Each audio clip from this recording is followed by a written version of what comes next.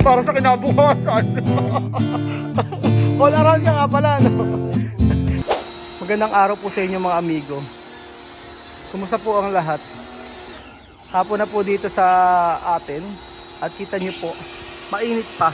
Ganyan pala pagka hapon dito. Yung part na yan sobrang init. Tapos dito wala na. Kaya po kapag nag-swimming, pag hapon dito, wala nang init dito sa part na yan. Dito sa taas, saka sa baba, mainit. Ganyan po. So nililinis na po yung ating ang ating resort ng matinding linisan. Tapos ewan ko kung matatanggal to. Sabi bibilan doon ng muriatic eh. Muriatic daw po ang pantanggal. We will see kung matatanggal mga amigo.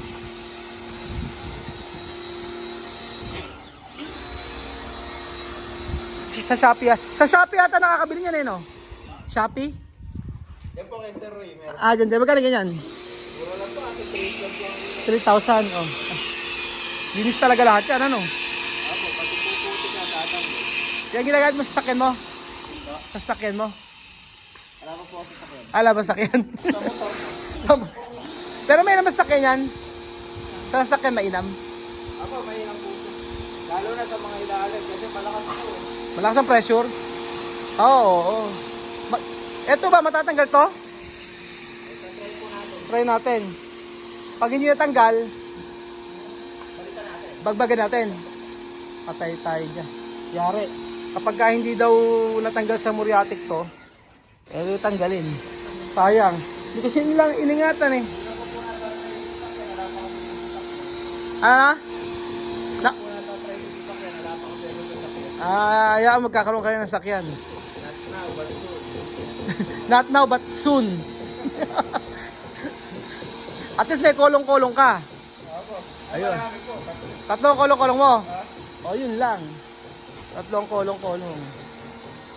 Ito, yung para sa heater yan eh, no?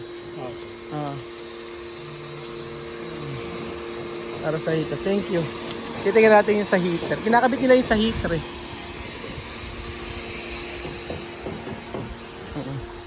Meron silang kinakabit sa heater. Ayan. Okay na. Sa heater yung kinakabit. Sabi naman ganon, yung sa heater, basta kunyari hindi gumana ngayon, pwede naman siyang ibalik. Kakabit yung heater natin. Isa may heater natin ito. Medyo on din. Medyo mahal din ang heater eh, no? Nasa 5,000 plus. Pinakamura na yun. Mahal. Mahal po talaga. Oo, mahal na heater. So, titingnan natin. Kakabit daw kasi ngayon mga amigo yung ano eh, yung grass, yung synthetic grass natin. So, gusto ko po makita ninyo. Kaya po binlag natin.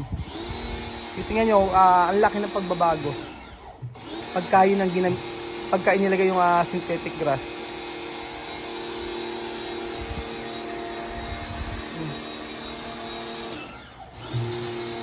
Naghahakot pa rin sila dito. Naghahakot ang buhangin. Pero luminis-linis na, hindi kagaya dati. Ay, mga halaman, pinalagay ko muna yung mga halaman doon. Grabe yung tatlo na to, ng sipag.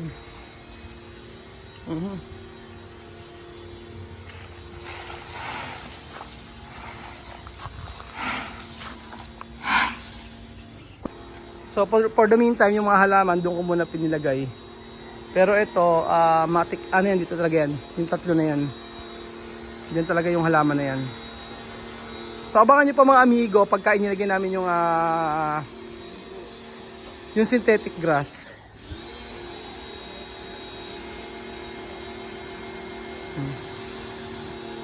So tapos na sila sa part na to. Tapos na yung pagpipintura. Ewan ko lang sa part na to sa kabila. Ito hindi pa.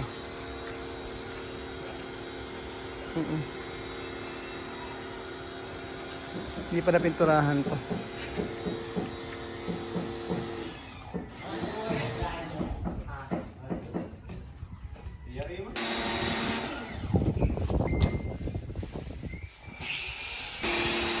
Tatanggal kaya yan. Mataas na yung pressure niyan, malakas na. Tingnan natin kung matatanggal.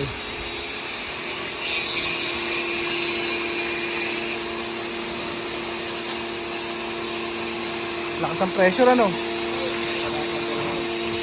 Tatanggal naman. Yung iba. Mamaya po tayo dyan. Pag-uwi tayo dyan. O sige. Ayan o. Pinatadahan na rin pala rin harapan na to. Natapos sila. Tapos. So by Monday, mag-aano sila dito. Magpo-flooring na sila dito. Sa isang linggo pala magpo-flooring na kayo no? Dito? Bilis Ganda kapag ganyan na na may graba. Malinis na Abangan nyo po mga amigo pag kinabit yung synthetic grass para makita nyo rin po. So bakit ba hindi sinisemento to? Ginano po kasi yung yung naglagay ng plant box doon. At saka yung kasing tubig mga amigo, gumawa kami ng gripo doon for the meantime para may magamit din sa part na to. So ayan po. Gumaganda ang heater kuya? Tubig na lang. Tubig na lang kailangan para umilaw. Oo. Pagka mahina na yung init, pag mahina na ang init siya, buksan lang to, linisin yung drain na filter kasi to. Sige. Ay, wag na muna natin ikabit kuya. Tanggalin mo yung saksak. Pakitanggal. Oo. Pagka na lang, pagka na ikabit na natin tubig, tsaka ko na lang ito papaano sa inyo. Pagka na siya kasi sa may filter pala yan maintenance. Pagka sa maintenance naman yung mahina ng init. Tinatanggal lang yan. Pagka naka-heater ka mahina yung init, dialisin lang to, linisin yung filter. May filter kasi dito yun. Okay, sige. Pinapalitan yung filter yan, hindi naman? Hindi, aalisin lang. Aalisin lang. O sige, turuan mo kapag kinunik natin yung tubig.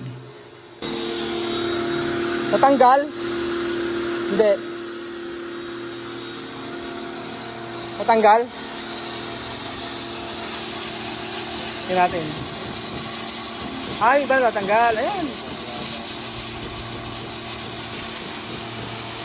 Natanggal naman pala. Yung iba. Baka muriatic kailangan. Babad sa muriatic. Tanggal yan.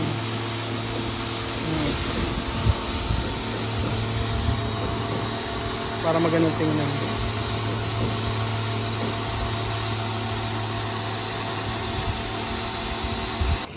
So ayan pa mga amigo, ginabi na po tayo kasama si Madam.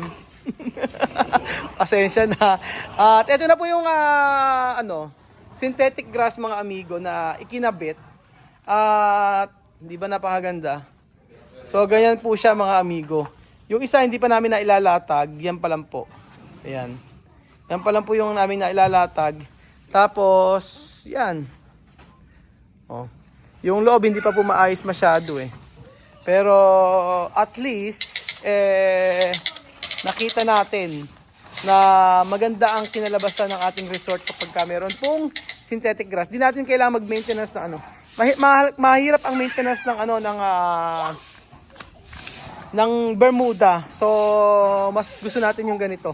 At least ito malilinisan pa natin yan. Pag gusto natin linisan. So ilalatag pa natin yung isa para makita nyo po mga amigo. Ayan. So kulang pa ng isa, sabi ni Kuya Marvin.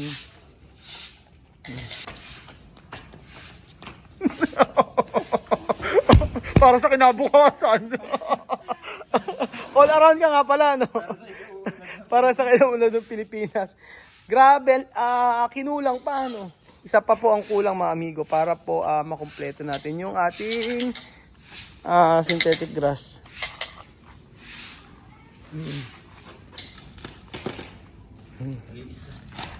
Tingnan natin. Alam mo nang inano namin yan eh, tinry namin sa Metro Manila. Napakalaki eh, hindi ko na maakalain na pag dito mo pala ikinadkad eh. Oo, nawala yung laki. Kaya times ito, dapat na magandang klase na. Ayun.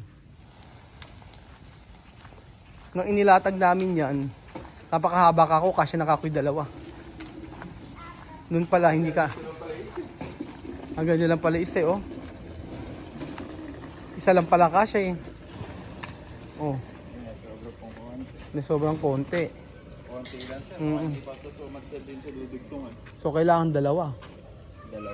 Dalawa pa kasi isa pa rito eh. No? Alanganin po. Alanganin. Konti na lang po natin. Dalawang ganito pa ang kailangan namin. Oo. Pero maganda pag may ganito. Oh? Maganda pag may ganyan.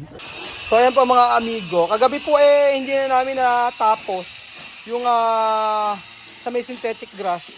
Kasi sabi nga nun wag na raw muna ilagay kasi madudumihan pa, may gagawa pa. Eh gusto lang namin makita rin kung kakasya yung synthetic grass na binili namin. Sabi po nila bumabaho. Pero hindi naman po kasi alam niyo kung bakit hindi babaho.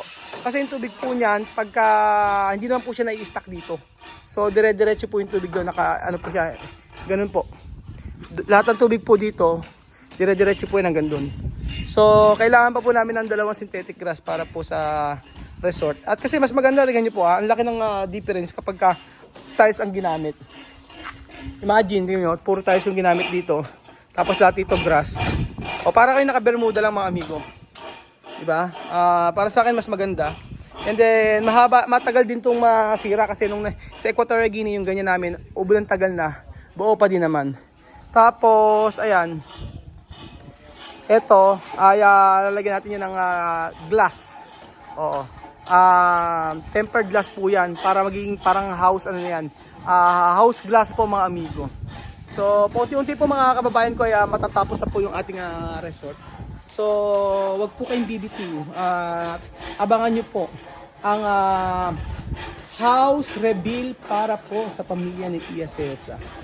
Siyempre excited na ako. Dahil po ito yung unang pagkakataon na makikita niyo Tia Mami, ano ba ang itsura ng resort na aming ipaparenta para po sa inyo. So, ayun po mga kababayan ko. Thank you so much po. At dahil po sa inyong panonood, ay nagawa po natin ito. So, aminado po ako, ito po talaga ay katas ng YouTube. Katas ng paghihirap natin sa pag-upload araw-araw. Siyempre, hindi naman natin masasabi na hindi ito pinaghirapan. Lahat ng walang trabahong madali. Kahit po pag YouTube, paggawa ng video, pag-edit, lahat po napakahirap. Pero utang na loob ko po sa inyong lahat, mga follower ko, mga subscriber ko, mga nagmamahal sa amin kung bakit po nagkaroon tayo ng ganito. Lahat ng ito ay, lahat ng papuri ay para sa Panginoon lamang. And lahat ng pasasalamat din ay dahil po sa inyo. So salamat po mga amigo at God bless you.